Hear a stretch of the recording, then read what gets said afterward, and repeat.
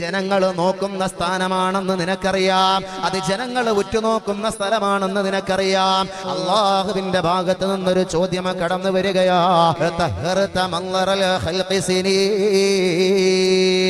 വർഷങ്ങളോളം പതിറ്റാണ്ടുകളോളം നീ ജനങ്ങൾ നോക്കിയിരുന്ന നിന്റെ പല ഭാഗങ്ങളെയും പല സ്ഥലങ്ങളെയും വൃത്തിയാക്കി നടന്നവനല്ലേ? നിന്റെ ശരീരത്തെ നീ വൃത്തിയാക്കി നടന്നവനല്ലേ?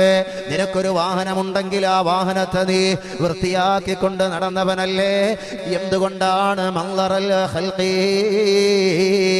അത് ജനങ്ങൾ നോക്കുന്ന സ്ഥാനമാണെന്ന് നിനക്കറിയാം. അത് ജനങ്ങൾ ഉറ്റുനോക്കുന്ന സ്ഥലമാണെന്ന് നിനക്കറിയാം. അതുകൊണ്ട് തന്നെ ജനങ്ങൾ നോക്കുന്ന സ്ഥലങ്ങളെയും സ്ഥാനങ്ങളെയും അലങ്കരിച്ചു കൊണ്ട് നടക്കാൻ, ശുദ്ധീകരിച്ചു കൊണ്ട് നടക്കാൻ എത്രയോ പണിപ്പെട്ട എൻ്റെ ദാസ, അല്ലാഹു സുബ്ഹാനഹു വ തആല ചോദിക്കുകയാ. 50 വർഷക്കാലം, 60 വർഷക്കാലം, 70 വർഷക്കാലം കടന്നുപോയല്ലോ മനുഷ്യ. വമാ തഹറത മൻളരി,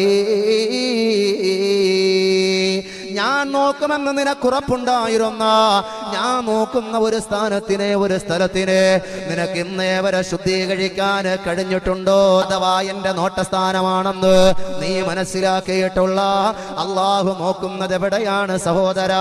ഹബീബായ നബിയുനാ മുഹമ്മദ് മുസ്തഫ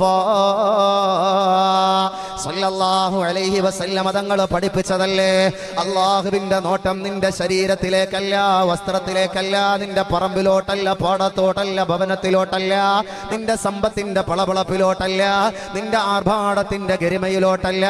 അള്ളാഹുവിന്റെ നോട്ടം എവിടെയാണ്? ഇലൽ ഖുലൂബ്, ഹൃദയത്തിന്റെ ഉള്ളറകളിൽ നുരഞ്ഞു പൊന്തുന്ന നിന്റെ ചിന്തകളാണ്.